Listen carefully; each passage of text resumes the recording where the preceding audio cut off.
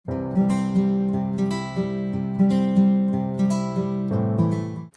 Friends, welcome to Roja classic. இன்றைக்கி நம்ம வீடியோவில் சுண்டக்காய் துவையல் எப்படி செய்யுதுன்னு பார்க்கலாம்.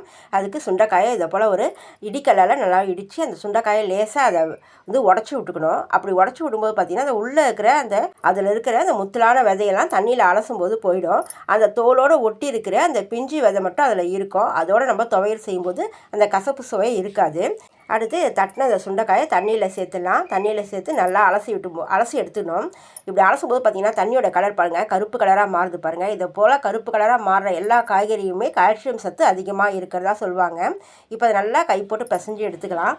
ஆல்ரெடி நான் சுண்டைக்காயை கழுவிட்டு தான் தட்டி எடுத்துருக்கிறேன். இப்போ இது போல் கை போட்டு பிசையும் போது அதில் இருக்கிற பெரிய விதையெல்லாம் தண்ணியோட கலந்து வந்துடும். ஆல்ரெடி சுண்டைக்காயை நம்ம கழுவிட்டு தான் தட்டி எடுத்துருக்குறோம். அதனால் இதை ஒரு தண்ணியில் மட்டும் போட்டு நல்லா இதை போல் கை போட்டு பிசைஞ்சு இதை நம்ம தண்ணி இல்லாமல் வடித்து இதை எடுத்துக்கலாம். பச்சை சுண்டைக்காய் துவையல் பார்த்திங்கன்னா லேசாக ஒரு கசப்பு சுவையோடு இருக்கும். அப்படி சாப்பிட்டா தான் உடம்புக்கு நல்லது. இருந்தாலும் அதை நம்ம வதக்கிட்டு தான் இன்றைக்கி சுண்டைக்காய் துவையல் செய்ய போகிறோம். வாங்க அது எப்படின்றத வீடியோவில் பார்க்கலாம். முதல்ல இந்த சுண்டைக்காயை தண்ணியிலேருந்து எடுத்து ஒரு பவுலில் எடுத்து வச்சிடலாம். இந்த சுண்டைக்காய் பார்த்திங்கன்னா இதை வதக்காமல் இது கூட கொஞ்சம் தேங்காய் துருவலும் புளி வரமிளகாய் இது எல்லாமே பச்சையாக வச்சு அரைச்சிட்டிங்கன்னா அது வந்து ரொம்ப உடம்புக்கு நல்லது. எங்கள் பாட்டியெல்லாம் பார்த்திங்கன்னா இப்படி தான் சாப்பிடுவாங்க. பச்சை சுண்டைக்காய் துவையல் வந்து உடம்புக்கு நல்லது அப்படின்னு சொல்லிட்டு சாப்பிடுவாங்க. அதனால தான் அவங்களுக்கெல்லாம் அப்போல்லாம் வந்து சுகர்லாம் எதுவுமே வந்தது கிடையாது. இப்போ நம்ம அந்த மாதிரிலாம் சாப்பிட மாட்டோம். அதனால தான் இப்போ நமக்கு நிறைய மெடிசன்ஸ் எல்லாம் நம்ம எடுத்துக்கிறோம்.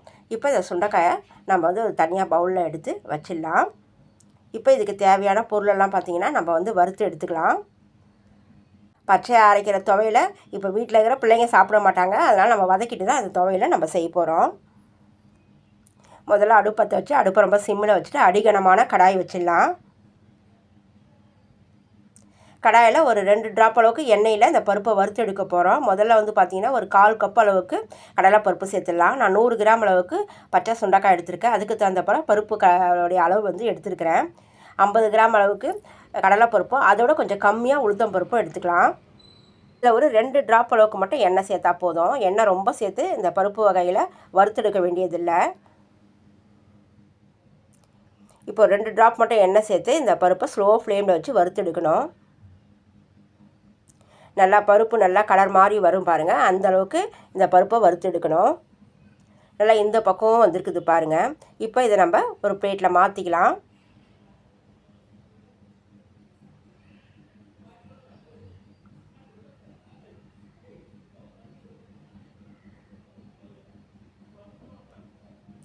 அடுத்து இந்த துவையலுக்கு தேவையான அளவுக்கு வரமிளகாய் சேர்த்துக்கலாம்.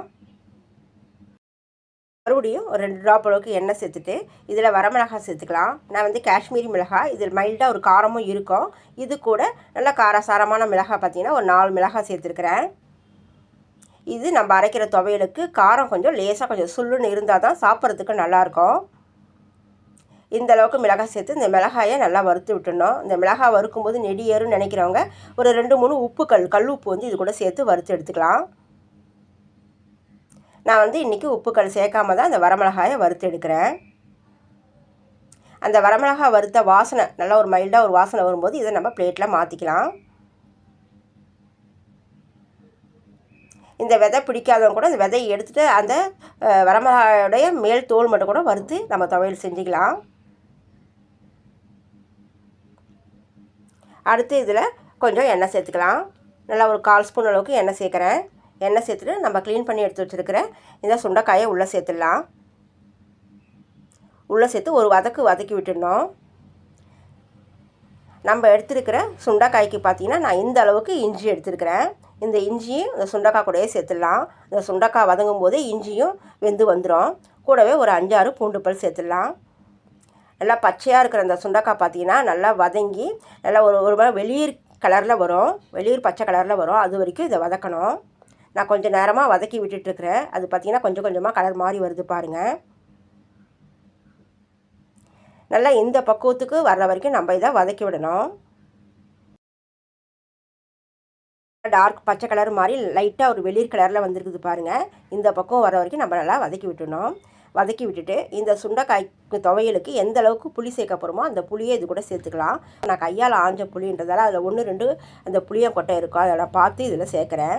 கொஞ்சம் நாள்பட்ட புளி சேர்த்து இந்த போல் துவையல் செய்யும்போது உடம்புக்கு நல்லது. இப்போ நான் இந்த அளவுக்கு புளி எடுத்து புளி சேர்த்துட்டு இப்போ நான் ஸ்டவ்வை ஆஃப் பண்ணிட்டேன். இந்த சூட்லேயே இது அப்படியே சுண்டக்காய் வந்து இந்த கடாயிலே அப்படியே இருக்கட்டும். இது அப்படியே ஆறணும். நான் புளி சேர்த்து ஒரு தடவை கலந்து விட்டுட்டேன். ஆனால் ஸ்டவ்வை ஆஃப் பண்ணிட்டேன். இது அப்படியே இந்த கடாயிலே அப்படியே வந்து ஆறட்டும். இப்போ நம்ம வறுத்த பருப்பு வகையிலும் நல்லா ஆறணும். இது எல்லாத்தையும் ஒரு பக்கம் எடுத்து கொஞ்சம் நேரத்துக்கு அப்படியே வச்சுட்டு இப்போ நல்லா ஆறணும். இதை நம்ம மிக்ஸி ஜாரில் சேர்த்துடலாம். முதல்ல அந்த துவையலுக்கு பார்த்திங்கன்னா பருப்பை முதல்ல அரைச்சி எடுத்துக்கலாம். இதை போல் செய்முறையில் செய்கிற துவையல் பார்த்திங்கன்னா நீங்கள் ஃப்ரிட்ஜில் வைக்க வேண்டியதில்லை, வெளியில் வச்சு 3 நாள் வரைக்கும் சாப்பிட்டுக்கலாம். பருப்பு சேர்த்துட்டு இது கூட வரமிளகாயை சேர்த்துட்டு இதை நம்ம முதல்ல கொரகொரப்பாக அரைச்சி எடுத்துகிட்டு வந்துடணும். நான் பார்த்திங்கன்னா இந்த பக்குவத்தில் அரைச்சிருக்கிறேன் பாருங்கள். நல்லா பொடி பக்குவத்தில் அரைச்சிருக்கிறேன். பொடி பக்குவத்தில் அரைச்சதுக்கப்புறம் இப்போ இதில் சுண்டைக்காயை சேர்த்துடலாம்.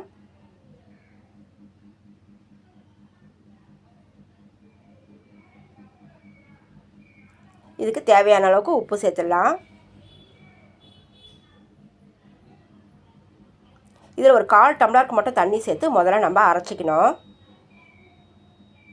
இந்த சுண்டைக்காய் துவையல் பார்த்திங்கன்னா ரொம்ப தண்ணி சேர்த்து அரைக்கக்கூடாது.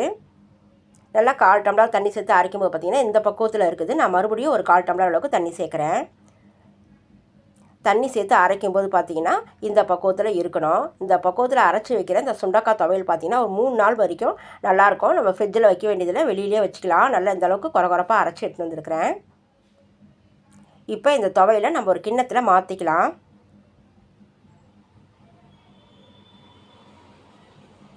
இந்த சுண்டைக்காய் துவையல் பார்த்திங்கன்னா நல்லா ஒரு பழைய கஞ்சி, கேவுரு கூழ், இதுக்கு மேலே வர்ற வெயில் நாளுக்கெல்லாம் வந்து இந்த கஞ்சி கூழுக்கெல்லாம் வந்து சைட் டிஷ்ஷாக தொட்டு சாப்பிட்றதுக்கு ரொம்ப டேஸ்ட்டாக இருக்கும். வெறும் வெள்ளை நல்லா சூடான சாதத்துக்கும் போட்டு சாப்பிட்டுக்கலாம். ஆனால் கஞ்சி கூழோடு சேர்த்து சாப்பிடும்போது ரொம்பவே நல்லாயிருக்கும். நம்ம மில்லட்டில் செய்கிற கஞ்சி ரெசிபிக்கும் இதை சைட் டிஷ்ஷாக தொட்டு சாப்பிட்லாம். நல்ல ஒரு ஹெல்த்தியான துவையல் இது. இதுக்கு ஒரு தாளிப்பு கொடுத்துடலாம். தாளிப்பு பார்த்திங்கன்னா நான் நல்லெண்ணெயில் தாளிப்பு கொடுத்துக்கிறேன். நான் நல்லா எண்ணெயை நல்லா கொதிக்க வச்சு எடுத்துகிட்டு வந்திருக்கேன். இப்போ இதில் ஒரு 1/4 ஸ்பூன் அளவுக்கு கடுகு சேர்த்துக்கலாம். 1/4 ஸ்பூனுக்கும் கம்மியாக உளுத்தம்பருப்பு சேர்த்துடலாம். ஆல்ரெடி துவையல் பார்த்திங்கன்னா நல்லா காரசாரமாக தான் இருக்குது. இதில் புளிப்பு சுவையும் லேசாக இருக்குது. நான் வாசனைக்காக மட்டும் 2 வரமிளகாய் சேர்க்குறேன். சேர்த்துட்டு இதில் ஒரு 1/4 ஸ்பூன் அளவுக்கு பெருங்காயத்தூள் சேர்த்துடலாம். சேர்த்து எல்லா எண்ணெயில் நல்லா வறுபட்டு நல்லா மணமாக வாசனை வரும்போது இந்த எண்ணெயை அந்த துவையலோடு சேர்த்துடலாம். அவ்வளோதாங்க, ஹெல்த்தியான சுண்டைக்காய் துவையல் ரெடி ஆகிடுச்சு. இதை போல் ஒரு செய்முறையில் நீங்களும் செஞ்சு பாருங்கள். உங்களுக்கு என்னோட இந்த வீடியோ பிடிச்சிருந்ததுன்னா லைக் பண்ணுங்கள், ஷேர் பண்ணுங்கள். மறக்காமல் ரோஜா கிளாசிக் சேனலுக்கு சப்ஸ்கிரைப் பண்ணிவிடுங்க. நம்ம அடுத்த வீடியோவில் பார்க்கலாம். தேங்க்யூ.